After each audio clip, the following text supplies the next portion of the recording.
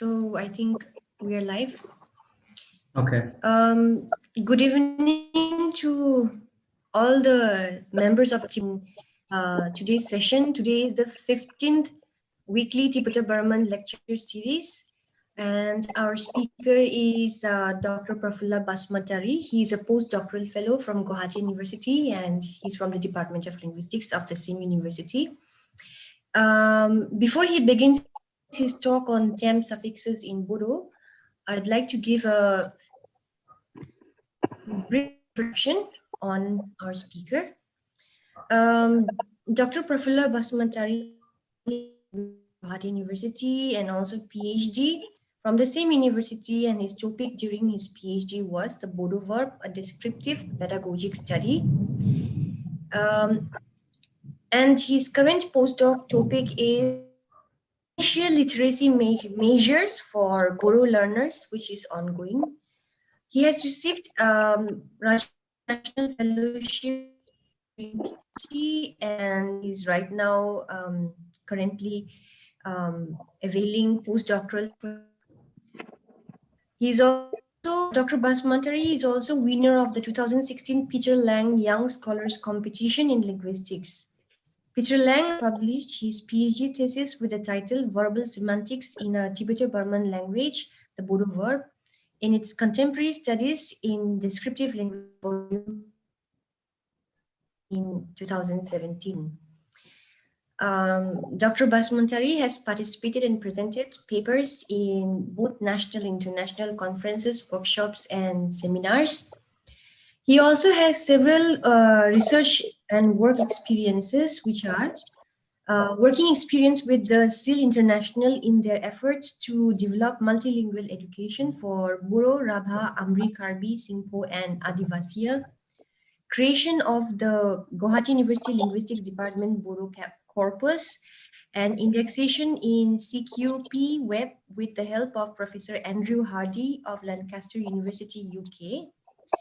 He also has working experience as a senior linguist in the project called Shallow Parser Tools for Indian Language, or Bodo project, under the Ministry of Electronics and Information Technology, Government of India.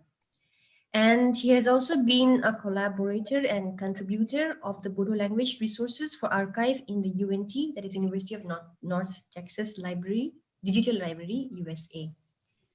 So I'd like to request our speaker to quickly deliver his talk on tem suffixes in Bodo.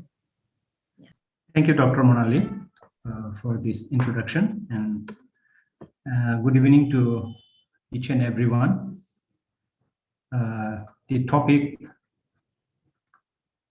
I'm going to talk about today is tem suffixes in Bodo. Can you see the screen? Hello, Monali. Yeah, please share the screen. We can see you and we can hear you. Okay. Kindly share the screen.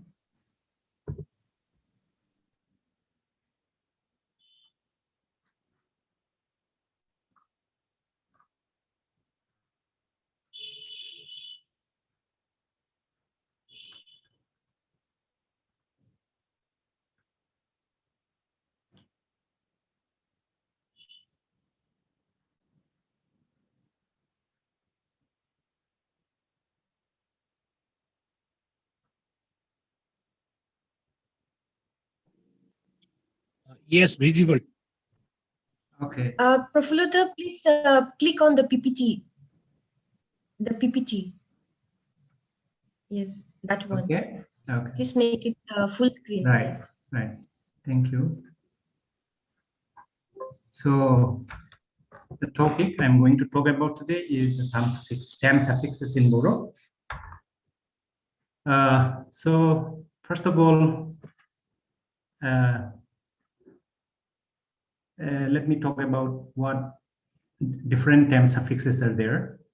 So there are two tense suffixes in Bodo, the past tense suffix and the future tense suffix. There is no dedicated morpheme as such to indicate a present time in the language.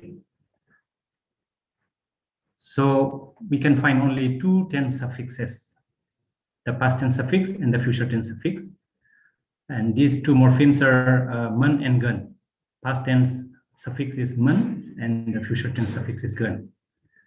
Both these morphemes have additional non-tense functions, which we will see in the examples. So the suffix man, the past tense suffix, it adds a sense of past time to event or state of the non-verbal clauses or independent clauses with nominalized verbs. And this particular morpheme has also other functions depending on its distribution. At least there are three functions for this particular morpheme. First, it has a sense of counterfactuality when it is used in verbal clauses all by itself in an imperative clause with a second person subject. This is what is the irrealist use of that particular morpheme, man. Secondly, it indicates past time in verbal clauses when it follows the realist morpheme, deng, or the habitual morpheme, u. Finally, it also expresses several other irrealist functions and politeness when combined with other inflectional suffixes. So all these functions we will get to see in the examples which will be exhibited in the language. So the non-verbal clause also takes this past tense morpheme man as exemplified in the examples number 2 and 3. The first sentence, number 1, example is without the inflection, without the morpheme. Mansia mazam, the man is good. This can be inflected by the use of man, the past tense marker.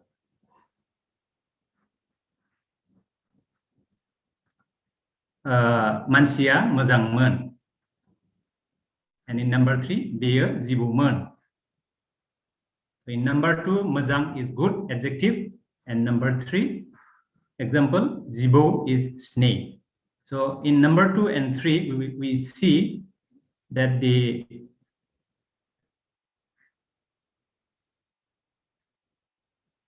are not verbal clause. They are non-verbal clauses.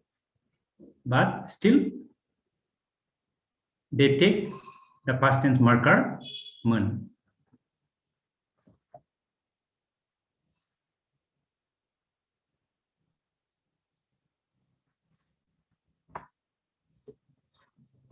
Man is also used with a nominalized clause as exemplified in the sentences on the slide. For example, in sentence number 4, be naya thainai, this fish is dead. So the verb thai is nominalized by the nominalizer nai. We can use man with this clause also, as in example number 5 and 6. Ang maya thaijou janai man, I ate a mango yesterday. So when we have nai nominalizer with the verb, we can use man. Similarly, in sentence 6, Neng mabla phainaiman, when did you come? So these are some uses of past tense marker man. The second tense suffix that we are going to talk about is gun. So this is future tense marker.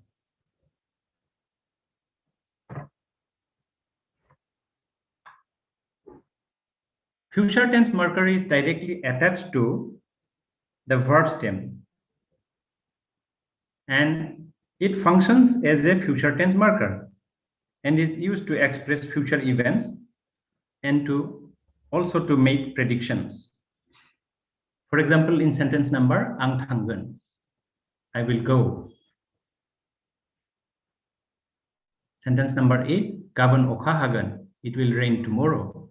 So it is quite straightforward. The suffix is directly attached to the verb and we get the future tense.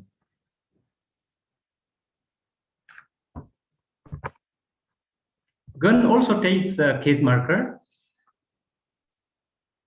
when the clause containing the verb to which gun is attached functions as a complement or adverbial modifier within another clause. And other inflectional suffixes also take case markers, but this is comparatively rare. So in these examples, we see that the future tense marker, future tense marker gun takes case markers. In example 9, nang phaigonkhौ ang mithiaman. I didn't know that you would come. So there phaigonkhौ, which is in bold letter. Gun is future. It takes the case marker khौ. It can also take other case markers like our locative marker in sentence 10. Bisor thanggonkhौ thanggonau जों मानो थांबावनो. Since they are going, why do we go there again? Similarly, in sentence 11, nोंनि जुलि जागोना मैया जोंनाव फैदोंमोन. The person you are going to wed came to our house yesterday. So sentence 11 has the subject marker,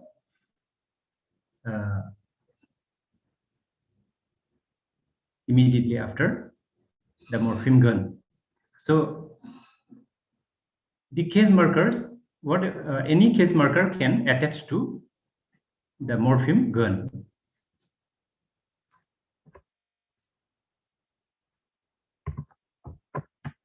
Now we move on to the aspect suffixes. There are 3 aspect suffixes in Boro, namely habitual perfect marker by, and immediative go. They will be discussed below. So first, the habitual or generic marker The morpheme is a first positional inflectional suffix.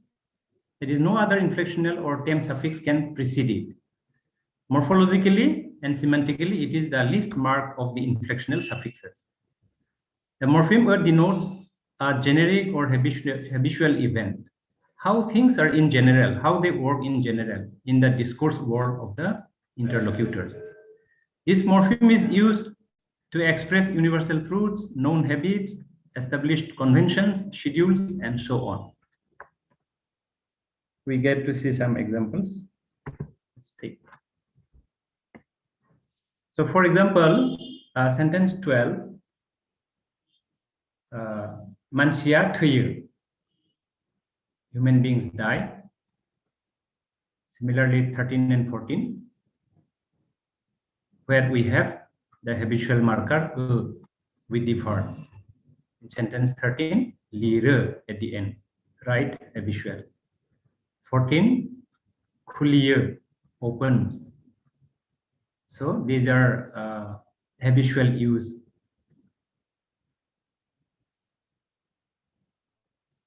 Of the aspect marker After the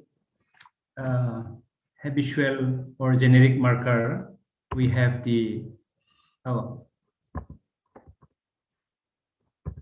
perfective marker or perfect marker by. This inflectional morpheme has a close relationship with the realist morpheme dung. Both of the morphemes code an event which has taken place in the discourse world, indicating that it is either completed or ongoing or has just started.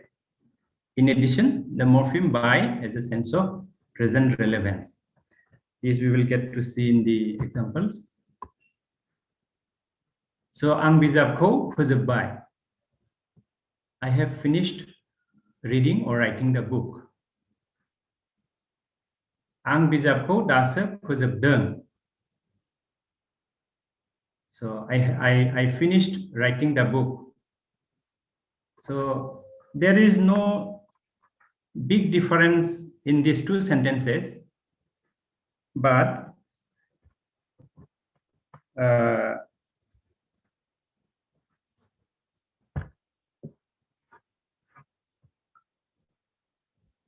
both these sentences express an event which is completed before the time of speech. The only difference is that in the former, there is an implication that I am free to do something else. Or now I can go ahead and publish the book. On the other hand, in the later, in sentence 16, there is no such implication. It simply asserts that the event of writing the book is completed without having any consequences for the present. So this is the use of perfect suffix by in Bodo. Like deng, the realist marker deng, the perfect morpheme by also can be used to quote events which are simultaneous with the act of speaking. For example, ang engkam jadeng, thangno haya. I am having my meal, I cannot go. In 18, ang engkam jabai, thangno haya. Or hala. I am having my meal, I cannot go anymore. Or I have started having my meal, I cannot go anymore.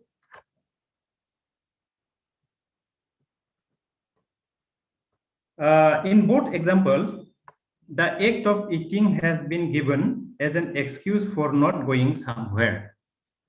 The most natural interpretation of the former example is that the act of eating is simultaneous with the act of speaking. In the latter example, the act of eating is simultaneous with the act of speaking, as in sentence 17. Although an alternative interpretation that the act of eating precedes the act of speaking is equally possible. In both examples, the ongoing engagement with eating, which is simultaneous with the act of speaking, is presented as an excuse for not going somewhere. However, there is a difference in implicature.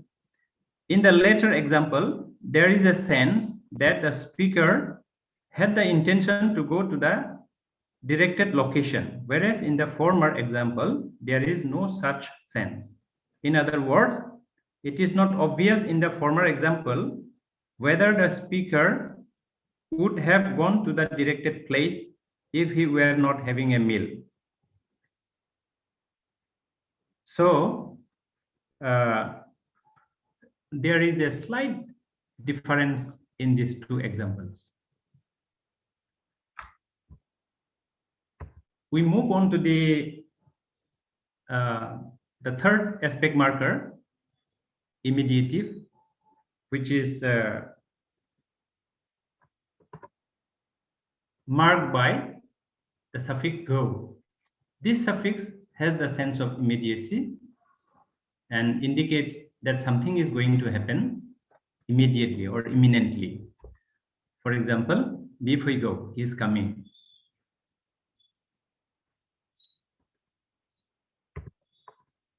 Now we move on to the mode markers that are there in the language. So mode here is defined as the speaker's attitude toward a situation, including the speaker's belief in its reality or likelihood. There are only two mode markers in Bodo. They are the realist deng and the irrealist morpheme men. Additional types of modal semantics are expressed through concatenation of the future morpheme gun and concatenation of the irrealist morpheme men. with other inflectional morphemes. So first we take up the suffix dung. The suffix dung is clearly related to the locative existential copula dong. However, synchronically, it is a distinct morpheme and occurs as a suffix. It is a first position inflectional suffix, and this suffix codes an event which has either already taken place in recent or remote past, or is taking place at the time of speaking.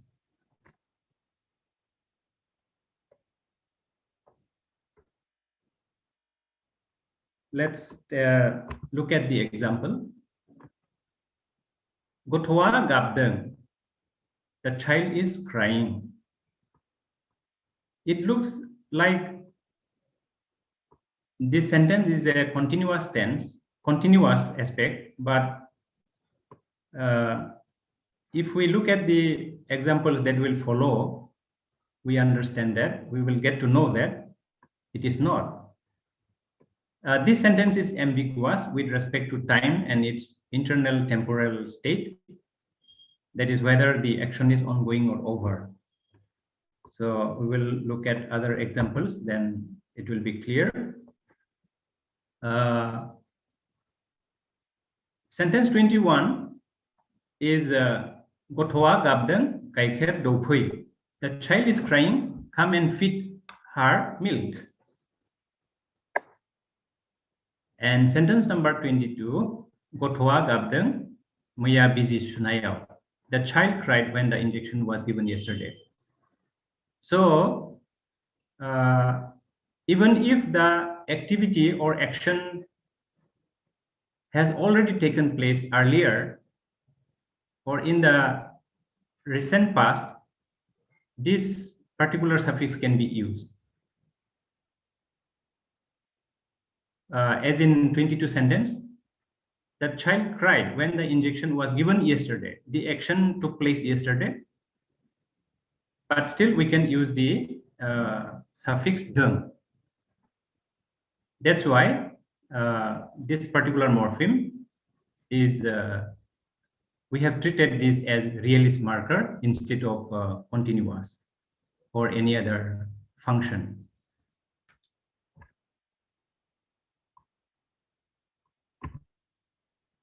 So the next suffix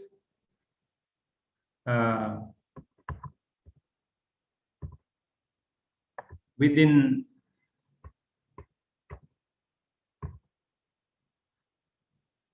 the mode, the next morpheme is man, which is irrealist. We got that man is also past tense morpheme. But when it is used as first position, then it is past. The past morpheme man, when used as first position inflection on the verb stem, it contributes a counterfactual interpretation of an event. When we use this suffix as first position immediately after the verb, then it means irrealist. Earlier, we got that this particular morpheme, when used with non-verbal clause, then it means past. But when we used with verbal clause, then this is irrealist. Here, it is irrealist. And used with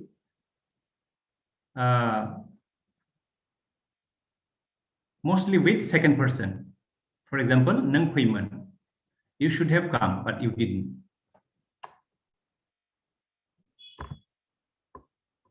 This cannot be used with first and third person, as shown in example 24 and 25. Ang phuiman is ungrammatical. Similarly, bi phuiman with third person, this will be ungrammatical. Now we move on to mood suffixes. So By mood suffixes, I mean the verbal morphology that particularly encodes the type of speech act carried out by a particular sentence, such as command, request, affirmation, negation, interrogation, and so on.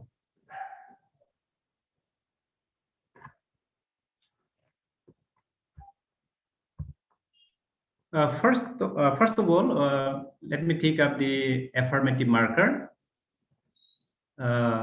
represented by and O in the language.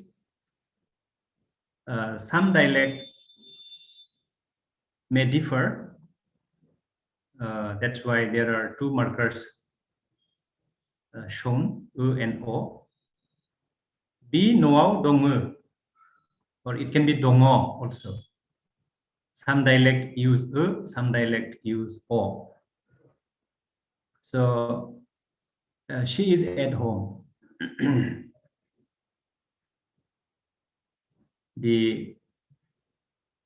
And some dialect may use bi noao dongo. The marker or O indicates affirmation. Similarly, bi noao ya is the negative counterpart. To clarify that the sentence 26 is affirmative, we have the negative counterpart, bi noao ya. Ya is negative here, does not exist. She is not at home. There is another affirmative marker, and this is go. Bi mojang nanggo. She is good. Bi mojang nonga. She is not good.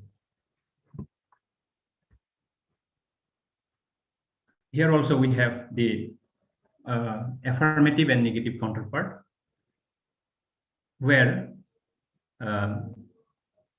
we can clearly get to know that go is affirmative marker.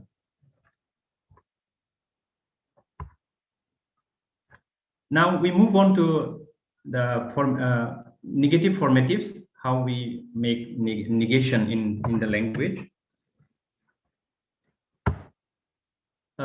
We begin with the imperative prohibitive, which is the prefix da. So this is quite productive in the language. For example, in sentence 30 and 31, we get datang without the subject, don't go. That is, you don't go.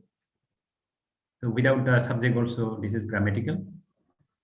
Sentence 31, dusto da khalam, don't be naughty. So here the use of prefix da is exhibited.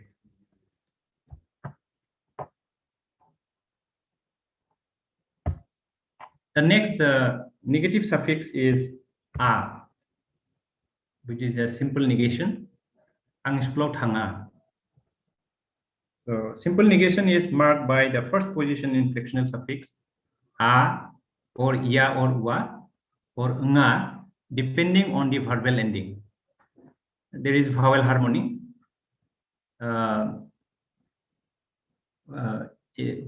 With this particular morpheme. Sometimes it is just a, sometimes it is just ya, sometimes it is wa, and sometimes it is nga, depending on the verbal ending. So this simple negation is marked by the first position inflectional suffix a. This is the semantically least marked negation, in that all other negative forms have some additional temporal or aspectual meaning. This negative morpheme is used to negate habitual and future events. In other words, a negative sentence is ambiguous and can be understood as the negation of a habitual event or the negation of a future event. So from the example, it's quite clear that the A marker is used as a negative or negation. Ang school thanga, I will not go to school. The next morpheme, negative morpheme, is dia, which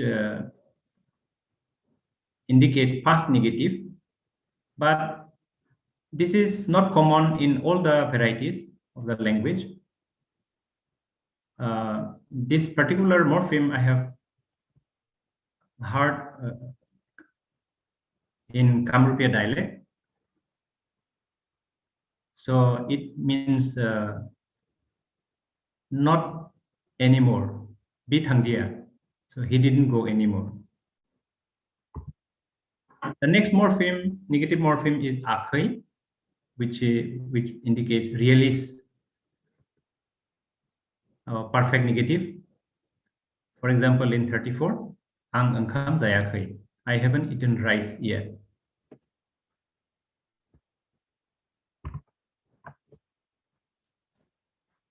Another negative morpheme that is there in the language is lia, or shortened form la, not still or won't anymore, in that sense.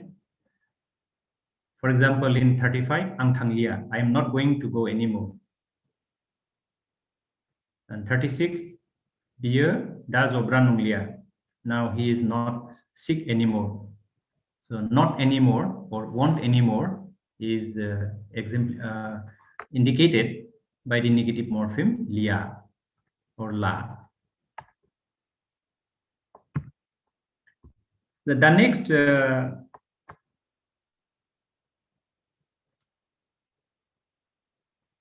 is about the imperatives, how it is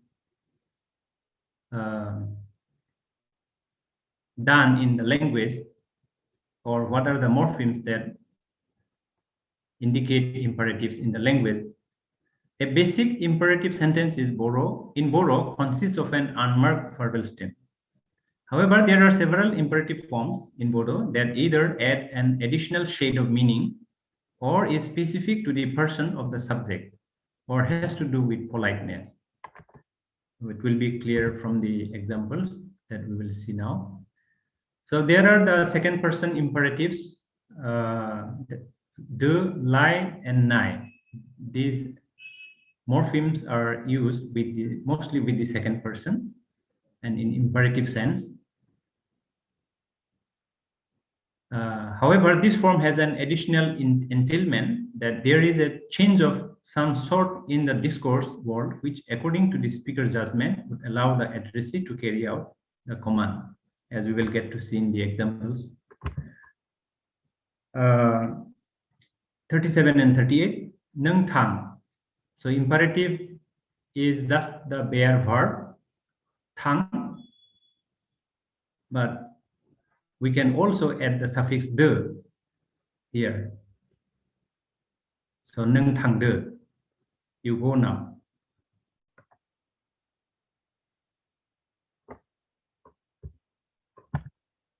So the next is zasib, and the marker is ni.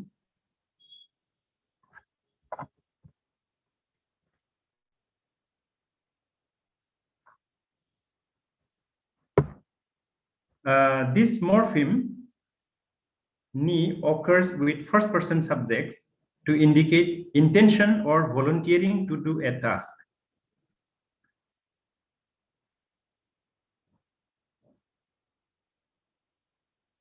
So in the example, as we can see from example 39, ang thang ni. So let me go, volunteering, or if it can be a proposal like I want to go now, we can say ang thang ni.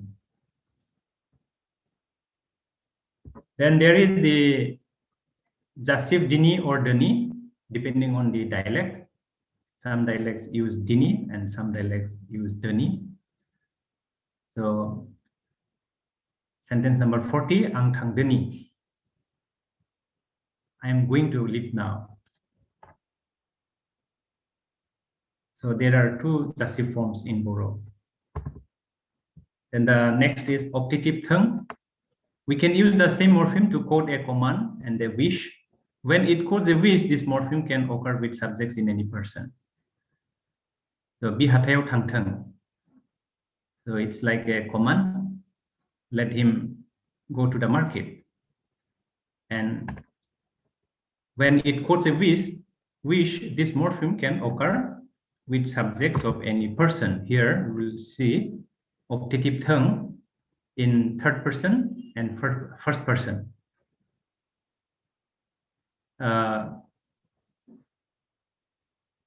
Be thang, I wish he were dead.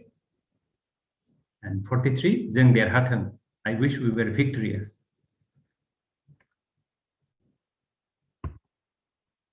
There is the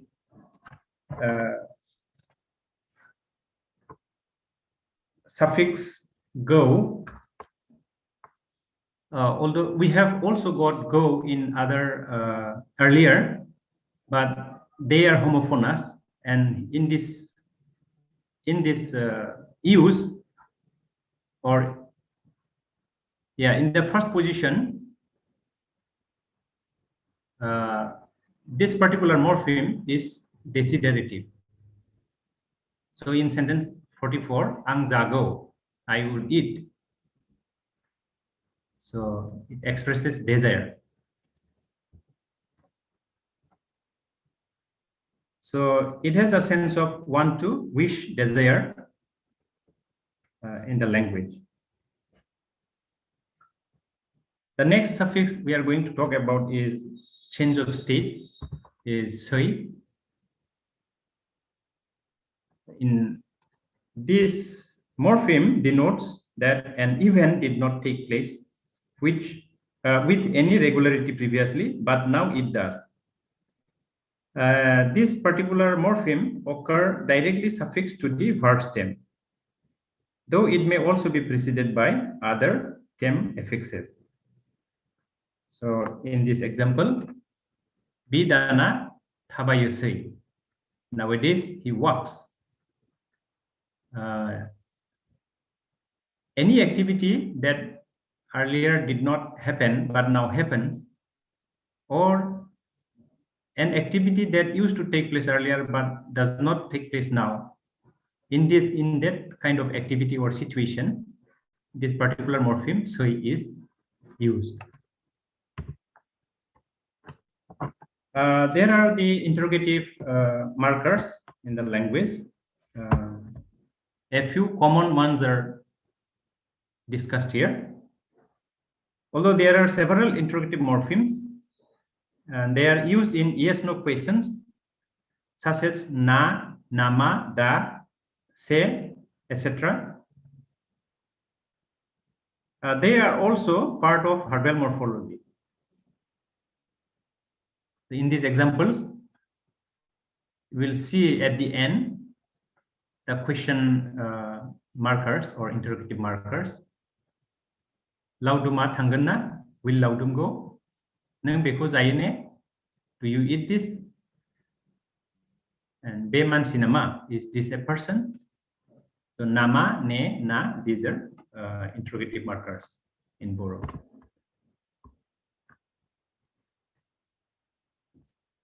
There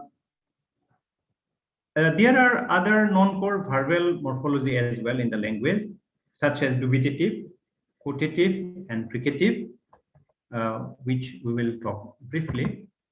So unlike the core verbal morphology, non-core suffixes, they cannot occur directly on the verb stem.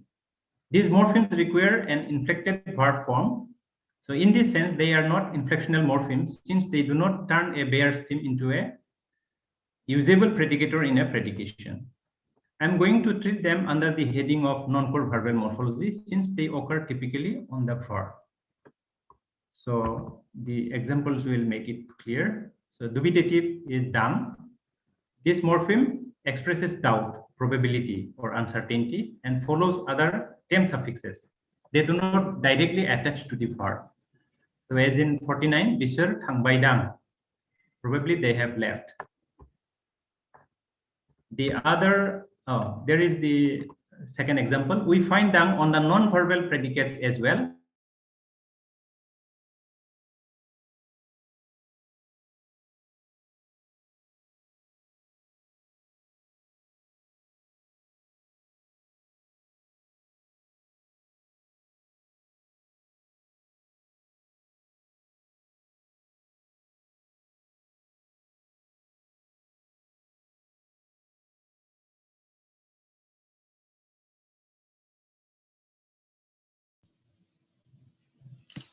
I think our speaker's network, Prafulla's network, is a little not stable.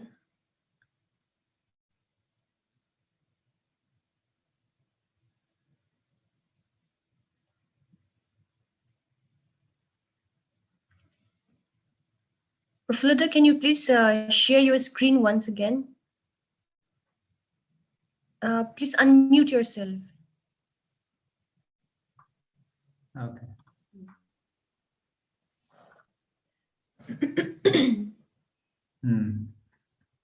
The next suffix that I'm going to talk about is Fricative Zen. This suffix expresses the sense of an earnest request and is always preceded by ye that carries the default habitual sense. For example, Nengthanga angni arosco khanasong zen. I wish you listen to my prayers. In that sense, this particular morpheme is used.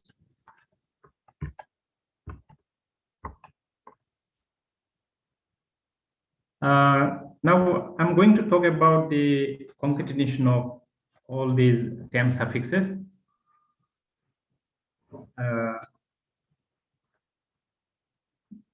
Here, concatenation means the combination of two or more of the TAM suffixes in a sequence. The TAM and mood suffixes can be concatenated up to a sequence of 3 to create a more complex temporal, aspectual, or modal meaning. We have seen that most of the inflectional morphemes are first position inflectional morphemes, but there are a few which can be either a first position or a second or third position inflectional morpheme. In each position, they have a distinct function. For example, a first position morpheme, gun, codes a future time meaning, but as a third position, it codes dubitative meaning.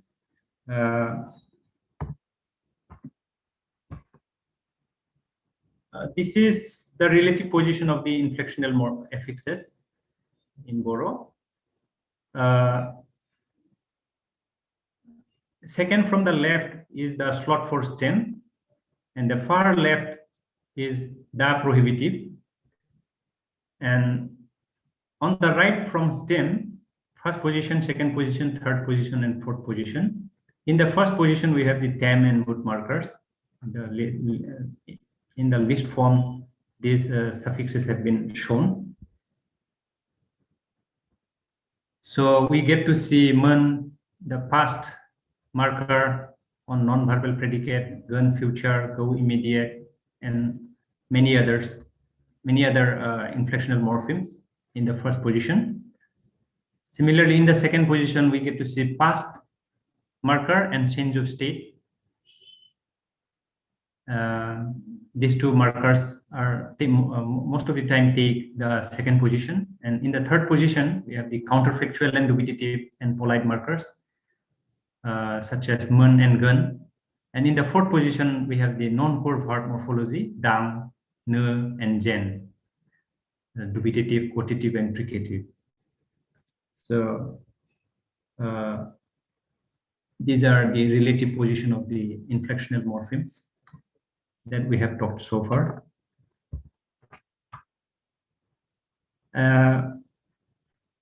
In the concatenation of TAM, we have found these 4 categories of concatenations: the mun final concatenation, gun final concatenation, so final concatenations, and concatenations involving negation. We'll get to we'll take up all these one by one. Firstly, the mun final concatenations. Inflectional concatenations with a final mun have 3 types of semantics: past, counterfactual, and politeness, depending on the inflectional morphemes which precede it. These are the possible combinations as shown in the list. They all have past interpretation, and the meaning is shown on the right. Verb plus plus mun, verb plus and say and mun. These are all possible concatenations with mun as final, and they all have past interpretations. I'll give just one example below. from one of these lists. So example 53 is Apaya Hal a woman. My father used to plow. So and man has the sense of used to.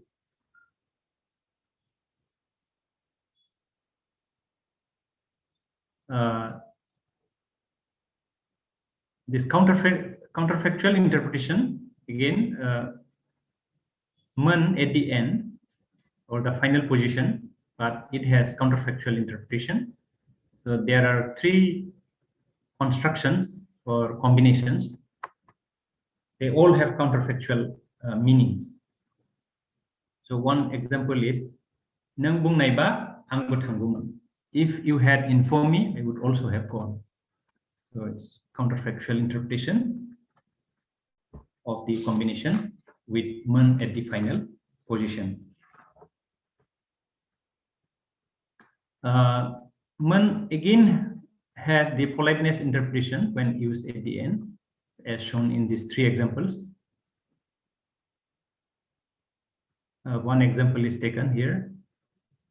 Ang thang ne seiman. I'm going to go now. Do you have anything to say?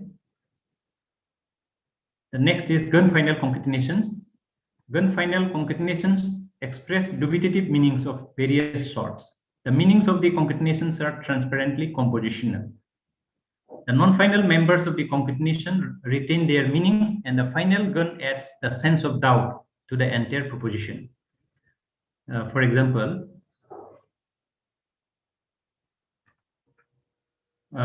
these four constructions, फैगौमोन, फैयोमोन, फैदोंमोन, फैदोंगोन, फैबायगोन. All these constructions have are with prospective interpretations. Someone will probably come in near future. Someone probably comes at regular intervals or habitually. Someone probably came. Someone has probably come or arrived. All these senses are expressed when gun is in the final position. One example is here. Bitanga manba thangguman. If he gets a chance, he will go perhaps. So the next is say final concatenations. The say final concatenations have a sense of change of state that an event did not used to take place. Now it does. All the non-final temp suffixes modify this meaning to indicate whether this change is regular, real, in future, and so on. One example is Bitanga manba thangguman. If he gets a chance, he will go perhaps. Thanggugan, not man, gun. This gun final concatenation. Say final concatenations, we got say as a change of state. These say final concatenations have a sense of change of state that an event did not used to take place. Now it does. All the non-final temp suffixes modify this meaning to indicate whether this change is real, regular, or in future, and so on. These are the constructions possible with say at the final position, and they all have a change of state interpretation. One example is here. Sigangau yaman dana say. He didn't come before, but nowadays he does. The last part is concatenations involving negation. Firstly, the prohibitive da. These are the constructions possible with the negative, prohibitive negative da. And these are the meanings that these constructions convey.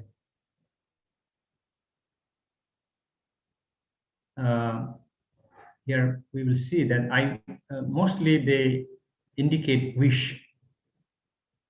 I wish that you shouldn't have come, but the next is concatenation of da plus verb and man. Nang be muliko dazaman. You shouldn't have taken this medicine, but you have taken. Concatenations that are there with negative a. We have just two constructions with negative a. Kuyaman, kuyasei.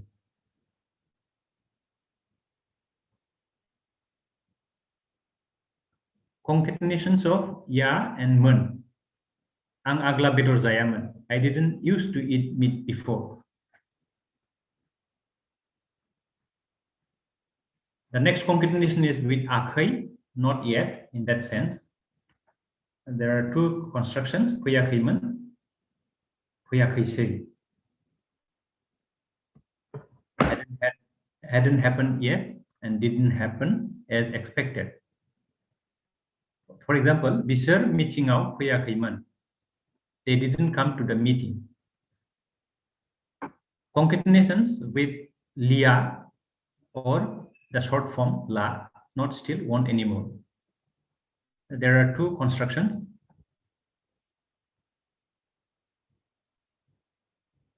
With this example, it won't happen anymore, perhaps. And it is not going to happen now as expected. One example is shown here. Bithanga jaliagan. Probably he is not going to eat anymore. In the conclusion, there are two tense markers in Boro, namely past tense man and future gun, and three aspect markers, habitual perfect by, and immediative go, and two mode markers, realist dung and irrealist man. Other than the theme morphemes, there are morphemes that serve to encode various speech egg types, including the affirmative and negative markers of various sorts.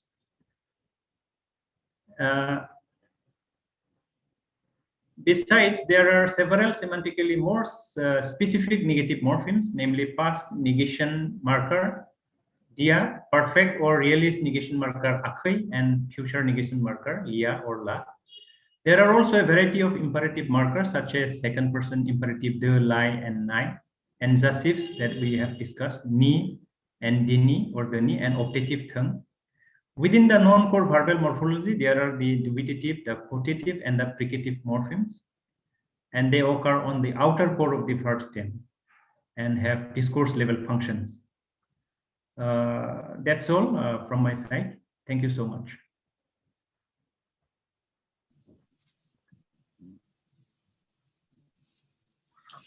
Thank you, Prafulla, for your very extensive and highly informative talk on the term suffixes in the Bodo language.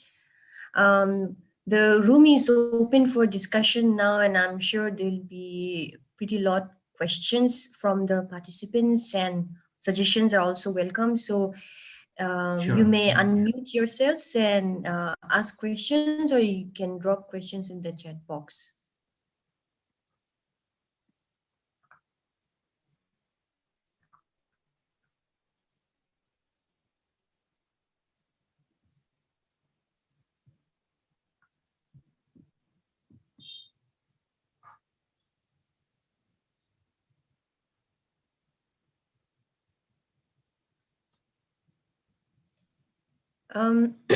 I think we also have Boro scholars in the participants, so you can also ask questions. Dr. Demalu is also here, Demalu Brahma.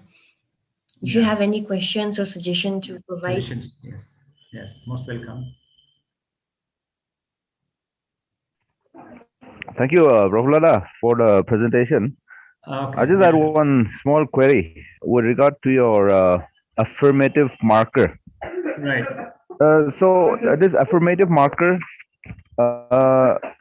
is that obligatory? So if it goes, if you remove the affirmative marker, is the sentence still grammatical? Like I think the first affirmative was or o. Yeah. So what exactly is the affirmative marker? Yeah, without the affirmative marker, the sentence will be like imperative. Just the bare stem, bare verb will be imperative. So we need to have that marker, affirmative marker. But with copula and not existential, we don't necessarily have, or we don't need mandatorily, we don't need that marker. Yeah. But again, some dialects, they do use that marker. I mean, the affirmative marker. All right. But some all right. dialects, they can say the sentence or word without the marker. Dong is existential. And I have heard some dialects, they say dongo or donge. Okay. Thank you. So, just one more in relation to the tense marker occurring with case marker. In the initial, I think you had said that the tense occurs with the case markers as well. So in that case, is that a nominalized predicate? The verb, is that nominalized? So I think Yes, yes. When we have the nominalizer with the verb, then we can have all the case markers, subject marker, object marker, or whatever. Yeah. Then but the in verb is the nominalized. Yeah. okay. But in the example, I don't know. I didn't see a nominalized suffix. Just the verb, the tense, and the case marker. Yeah, the nominalized suffix is 9. I think there is one example there.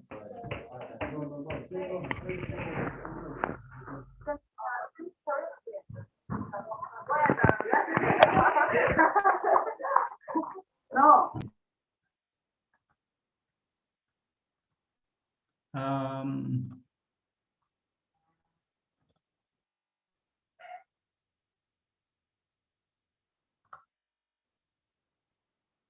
yeah, I think I haven't given one example with 9, but it is possible. Please check your this example 9 to 11. 9 to 11. Yes. That's the example. Oh yes, 4, 5, 6. We have example 4, 5, 6. Just a minute. How can I? Just a minute. I'm sharing the screen.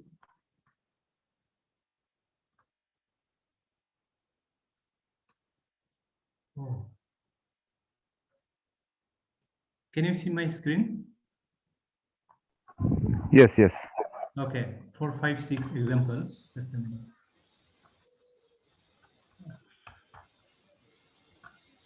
I think here, nominalized clause or nominalizers are here. So we can use past tense marker with nominalizer. Can you go to 9 to 11? I think he's referring to 9 to 11 where 9 to 11. Okay. where there is a case marking there. Yeah. Okay. Yes. With gun, this is the future marker gun. Yes. This was the one I was interested in. So there's no nominalizer there, but is that the nominalized verb? Come, future, Yeah, looks like yes. without the nominalized suffix. Right. But we have that dedicated nominalizer nai in that language. In the language, this particular suffix is future because it has that sense, na? That I didn't know that he would come. Okay. Can you get this meaning? I didn't know your coming. No. You don't get Not that like meaning, right? No. We don't get that meaning here. Okay. Pagan is in future, that you will come. That I didn't know. So the claim that you are making here is also what intrigued me. Here you said that the what do you call gun can take the case marker. Here Yes. the case marker is ko, right? Right, ko, ao, or a. 3 examples are here. Yes. Yeah. Ko. Here in 9 it marks ko. So ko is the object marker, right? Right. Yeah, it's an object marker. And this is a bicloser. So I didn't know that you would come. So there are 2 clauses here. I didn't know and that you would come. So is it possible that you get this case marking in a simple sentences where you have only one clause? something like he did not go to school, or I did not like mango. So in that case, can cow No, come? not possible. So Only it in seems, it appears subordinate. that in this, in only in by clauses, there are two Yes, clauses yes, that yes. I did not, Bicausal structure. I Yeah. didn't know that it Yes, would yes. come. Yeah, you are So right. in such construction, it comes. Otherwise, in a single main clause, Single sentence it won't not. appear. Yeah. Right. That's why all these 9, 10, 11 are all biclausal sentences. Yeah. Thank you.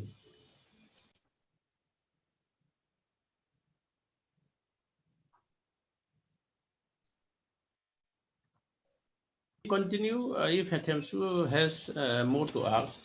So if you go to your slide number 1, can you go to your slide number 1? Sure. Yeah.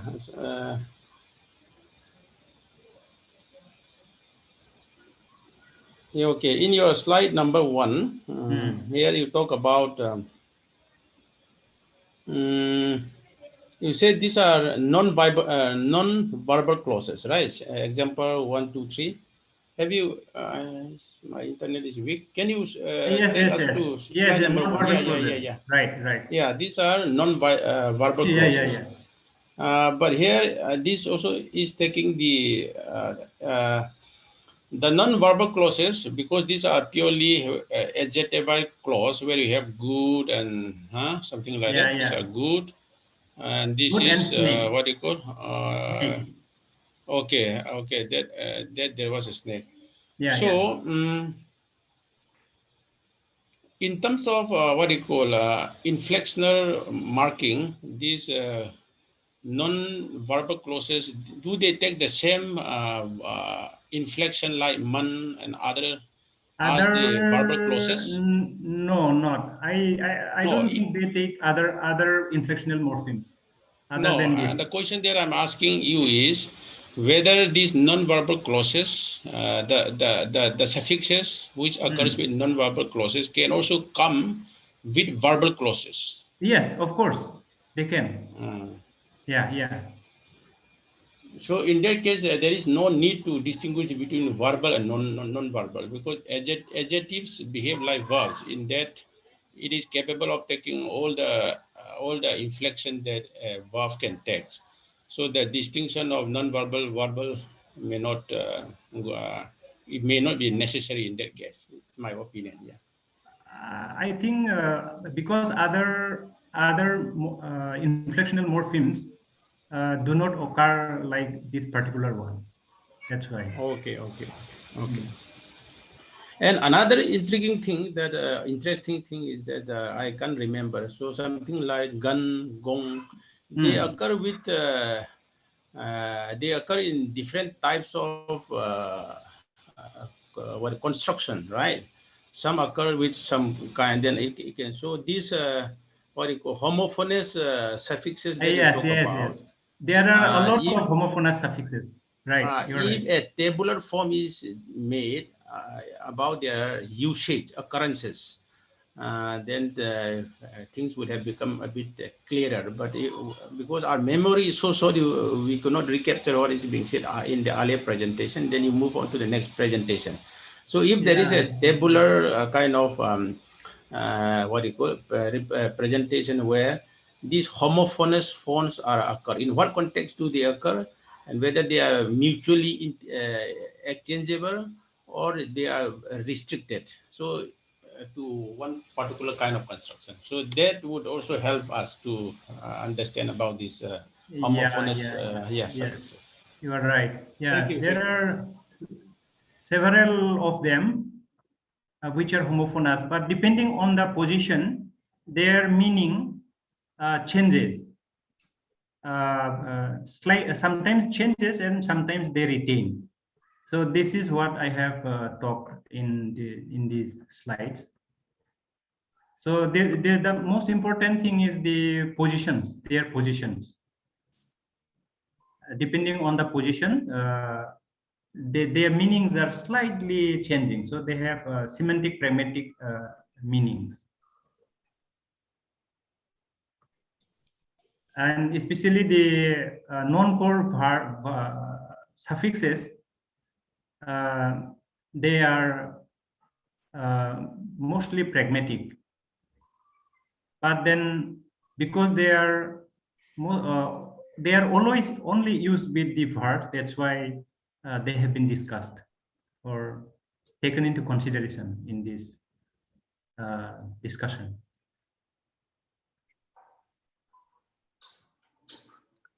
Okay, can I come in, Mona Lisa? Sure. Yes, please. Yeah.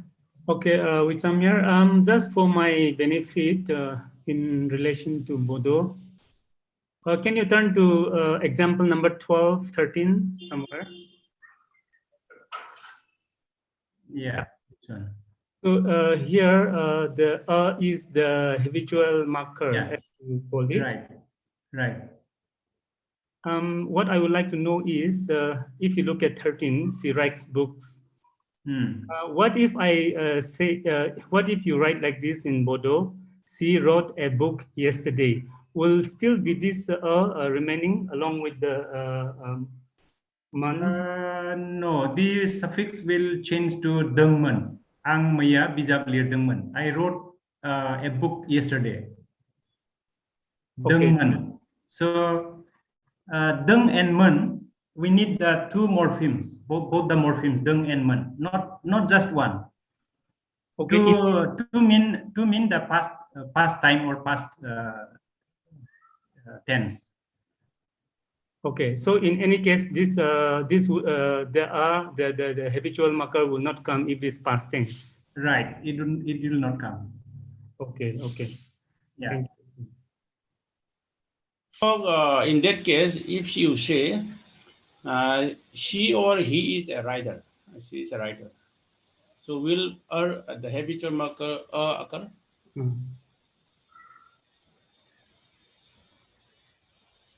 Hello, Prafulla. Yeah. Can you hear me? I couldn't get you fully, sir. Okay, in sentence 13, yeah, if you change the sentence to she is a writer, so will she is the a writer. Okay. Will the habitual marker still occur there? No. There will be no verb at all in that sentence. It will be like what do we call that sentence? Like he is a teacher. No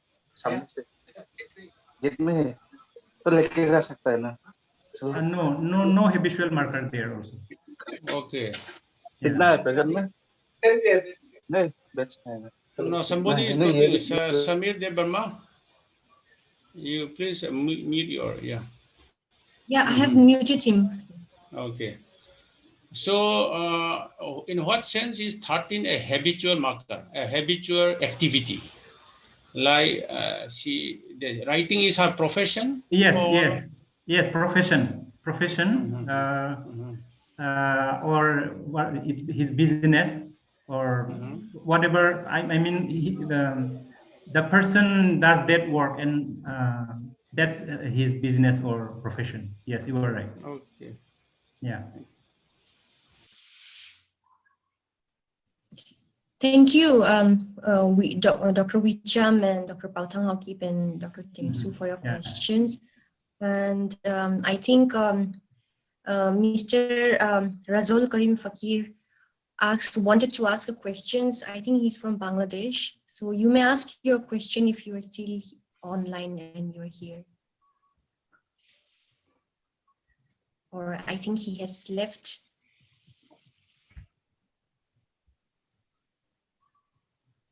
He has left. You read out his question. You can read out his question. He wanted to ask a question, but maybe he wanted to unmute and ask a question, and he has left already.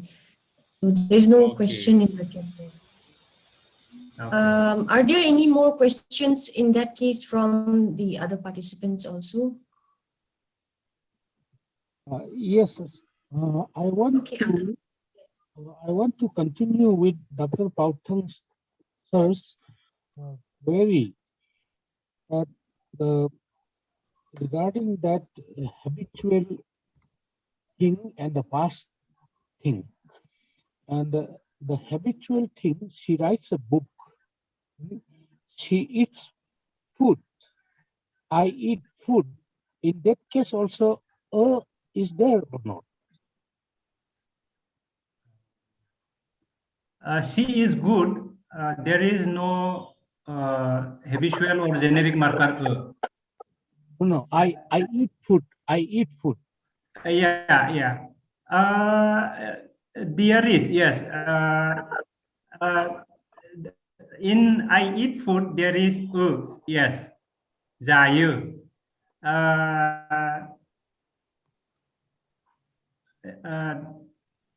That's the habitual marker there also. Yes, you are right. There is a marker.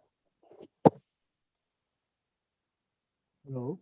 So is that's why I have put habitual and generic for this particular marker. And regarding the past tense things, past aspect. Okay. The past tense thing. In one sentence, I don't know which was the sentence number, which was the example number, but there was one. I can find it for you. Just yesterday, there was one yesterday, and the past marker. Okay, then I think. Yes. I ate a mango yesterday. Okay. Right? In the 5 marker, I ate a mango yesterday. Here, the past marker is mon. Right. And is it not possible to say without mon when there is already yesterday?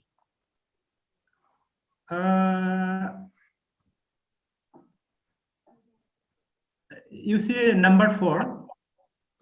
Okay. Number 4 is without man there. Okay. That will mean without man, it will mean the fish is dead. That is only an affirmative sentence. Yeah. And number 5, it is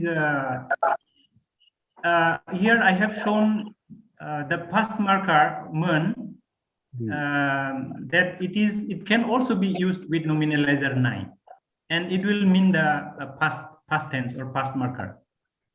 So it can also go without the past marker man, right? Yes, it will not mean in past then. Oh yes, you are right. Yes. We can write or say this sentence without man. Yes. Ang maya thaiju janai. Yes. Correct. Okay, thank you. Thank you.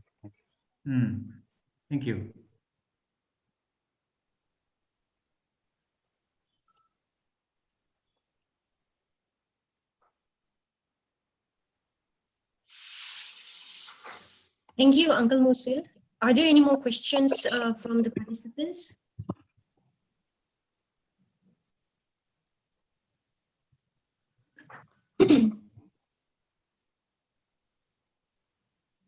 So, Prafulla, I just wanted to know this nai.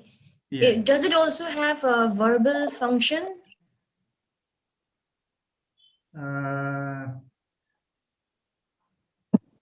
Like, for example, in 6, can I say nang mabla painai instead of man? Is it what will the translation be without the man? Yes, we can say nang mabla painai, and the translation will be almost the same. When did you come? So that means there's some kind of interface between the verbal inflections with nominalization in a way. It seems to be like that, because I saw that sentence which you gave in number 3, that was a snake or something, and that the snake was taking the verbal inflection, and then you have this verbal clause taking the case inflection.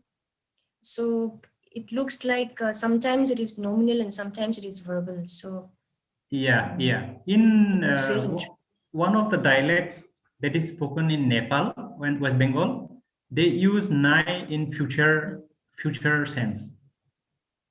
Ang thang nai will be Okay, I will the go. meche. Yeah. Okay, meche is. Yeah. So Okay. I think they don't have gun. Instead, they use nai there. Here, nai is nominalizer in Assam, but in West Bengal Meche dialect, they have nai as a future. So I don't know how nai is not future here, but nominalizer, but there it is future. So something is there. So yes, you are right. Some research is necessary. I Prafulla, yeah. with regards to this Mona Lisa question, if you can say sentence mang mabla pinai without man, Yes. and you still get when did you come? Yeah. That means here nai seems to have some kind of expectual or tense meaning. The meaning of tense is here with Yes. nai. But because here man is not necessary, you say. So if man is not necessary, then the meaning of tense is somewhere conveyed in nai. Yeah. And nai may not be a nominalizer, because even with the gloss, you don't get that nominalized meaning. Something that when was your coming or to school, something like that. If you can get that kind of meaning. So from the English gloss, of course, English gloss is always tricky. We should not push. There is not much thing that no English glossing can reflect. But the fact that this sentence is expressing past even without man, and if nai could do that function, so nai has a larger role besides the nominalizer that you have posited here. Yeah, you're right. Yeah, I agree with you. Yes, this requires more study. Yeah, thank you for this. At this moment, I won't be able to clarify what nai should be or it is, but definitely I'll look into it. Thank you for this suggestion. Thank you. Thank you, Dr. Pautang Haokip, for your question and suggestion. Yeah. Is there any more question or any suggestion participants would like to give? No question, no suggestion, but I simply want to say that this presentation of Dr. Prafulla is a very wide range, subject covered, and it is an eye-opening to every member of the Tiblani. I am sure. Thank you so much, Moshilda. Thank you, Uncle Musil. Good evening, all. Can I ask one question? Yes, Dimalu, please. Okay. So I want to little bit clarification from Dr. Prafulla, sir. Yeah. Okay, here one marker you are using realist. Yes. Realist.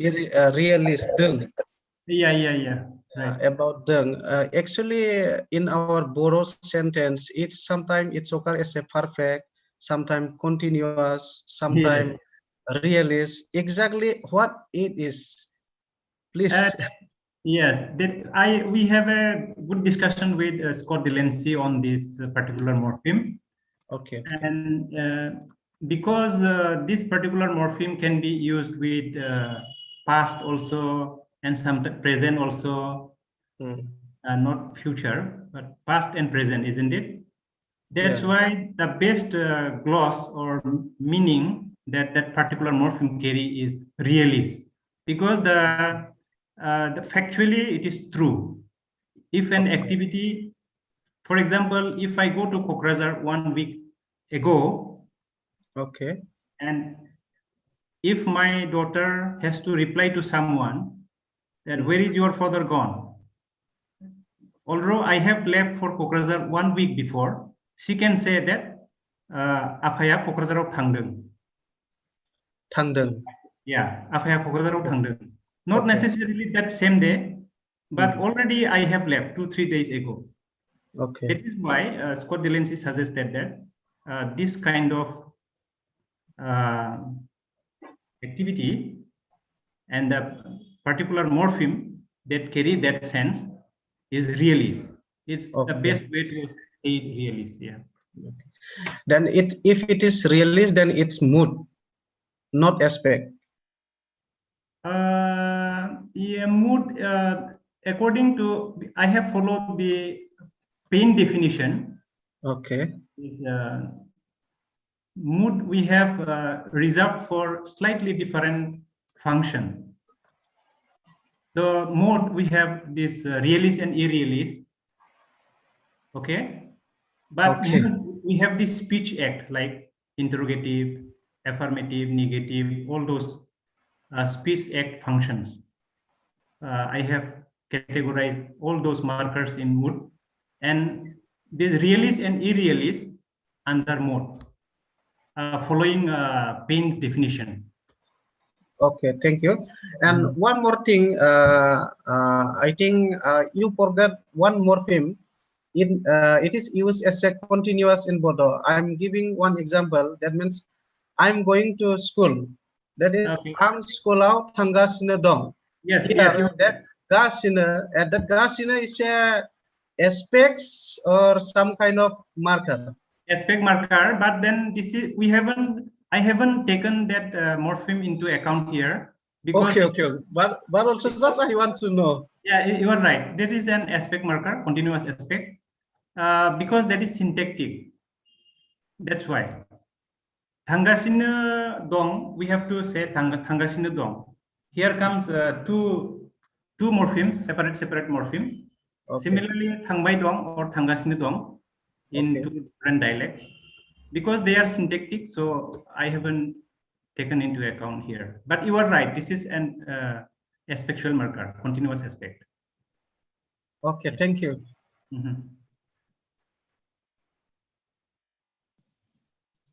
Thank you, Demalu. Yeah, very pertinent questions actually for in relation to today's talk.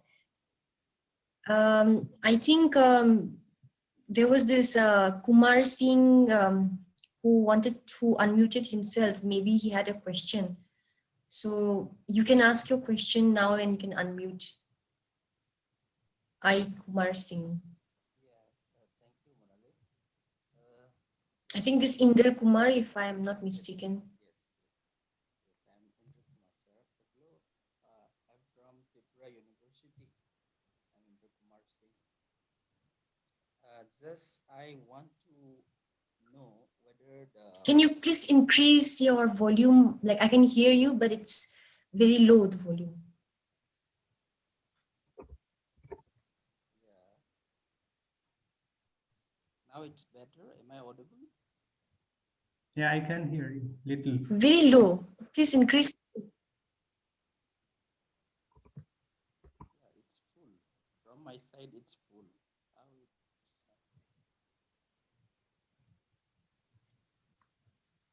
Okay, I just want to know the marker nai you have mentioned in sentences 4, 5, 6. Nai marker as a nominalizer. Whether this marker is obligatory or not in such sentences. I just want to know this. Please increase your volume, sir. I have fully increased my volume. Yeah, I can hear you. Yeah, thank you for your question. Yeah, this is obligatory here. to carry the past sense, it is obligatory. Here, what I wanted to show is that man, that particular morpheme in the past sense, can also be used with nominalizer. So this is obligatory here. But without that also we can without nominalizer also we can form the sentence. The sense will be different, meaning will be different. If it is in the present tense. No, man is past tense marker. So your question is that nai is obligatory or not, isn't it? Yeah. Yes.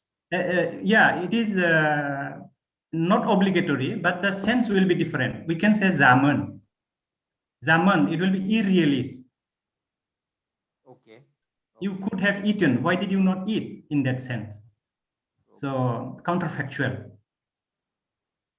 Yeah. Okay. Yeah. Thank you. Thank you. Okay. Okay. Thank you, Inder Kumar Singh, for your question. And I think if there is no more question, then we have almost come to the end of today's talk.